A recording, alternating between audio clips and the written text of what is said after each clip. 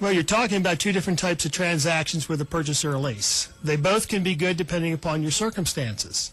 With the purchase, you're going to pay for the entire car and finance it over a particular term, let's say 4 years. If you're going to lease a car, you're only going to pay for that portion of the car you're using over that time period.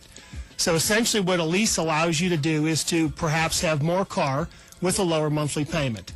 The difference in the transactions, though, however, is at the end of the purchase, you'll own the car, and at the end of the lease, you'll be turning the car back in.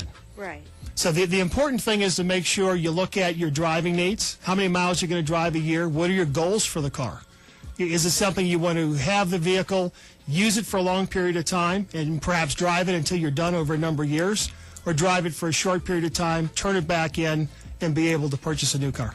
Well, in truth, I'd probably like to change my mind about the vehicle maybe in a couple of years, and that's one of my concerns. If I sign a lease for, say, 48 months, and I decide I want a different car after 2 years, is it possible for me to actually get out of that lease? And even if I do, what if I've gone over my miles? Well, and you're hitting on a couple of different factors there to consider. The number of miles you're going to drive during the year or over the term of the lease is one, also wear and tear.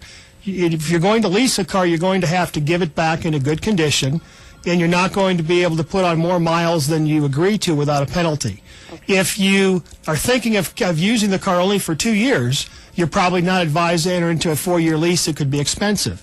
You'd be better off to look at a shorter-term lease. Okay. Well, thank you. I think you've answered the concerns that I have.